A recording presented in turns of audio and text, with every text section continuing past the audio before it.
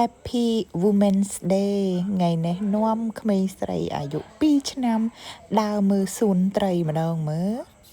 នេះជាលើកទី1ហើយដែលនាំអូនមុខនិចមកមើលនៅសួនត្រី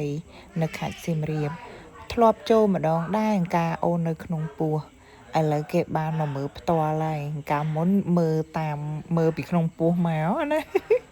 ហើយថ្ងៃនេះល្អណាស់ចំថ្ងៃទិវាសិទ្ធិនារីហើយចំថ្ងៃអាទិត្យទៀតមានអីមាននាងមច្ឆាសូណាហើយអូនមុនិចគេរំភើបគេដោយសារតែធ្លាប់ឃើញតែនៅក្នុងរឿងតុក្កតានៅក្នុងទូហើយចឹងណាដល់ពេលឥឡូវគេបានឃើញផ្ទាល់គេវ៉ាវគេហ្មងណាហើយឃើញត្រីធំទៀតណយកដៃទៅស្ទាបកញ្ចក់ទេចង់ប៉ះត្រី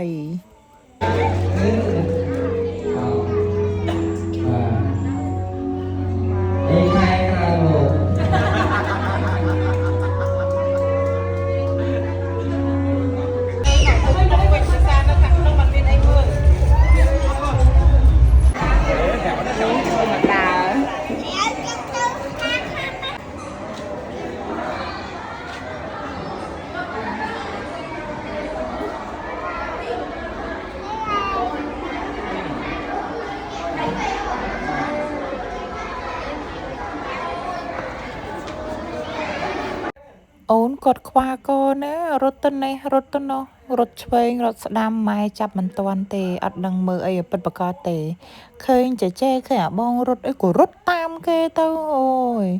មិនមែនខ្វះកមួយសัตว์ប្រហែលទេខ្វះកតែជាមួយនឹងមនុស្សគ្នាឯងនឹងឯង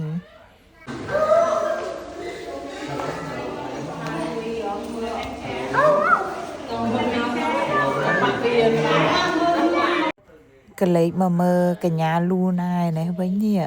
បែរខ្នងដាក់ភ្ញៀវរហូតអត់ឲ្យភ្ញៀវមើលសម្រាប់ផោផង់ទេនិយាយទៅគ្នាគេ3នាក់ហ្នឹងគឺដូចអត់ចូលចិត្តមនុស្សសោះណា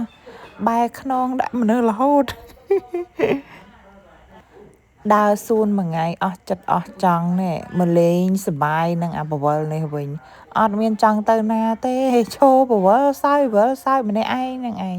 ហើយចេចាំបវលដែរអត់ឲ្យបវលទេព្រោះគេត្រូវការបវលរយៈពេល1ម៉ោងទៅ2ម៉ោងម្នាក់ឯងតែម្ដងបានអីមើលកូនអូបានអាយស្គ្រីមចាគឺថាបវលរហូតតបានអាយស្គ្រីមបានឈប់បវលឥឡូវគឺថាបានអាយស្គ្រីមបានដូចចិត្តតែម្ដងចេញមកដូចហេវខ្លាំងពេកហើយមុនចូលផ្ទះដាក់មីស៊ុបគោម្នាក់មួយចាននៅផ្សារដំដែកដើម្បីបំបត្តិអាការៈស្រេកឃ្លានហើយចេញមកប៉ាសុំដើរហាត់ប្រាណជាមួយកូនឲ្យស្រកពោះបន្តិចហើយអូនមុខនេះគេរត់បដាគេប្រាប់ប៉ាថាគេហត់ណាគេអត់រត់ទេគេសុំដើរ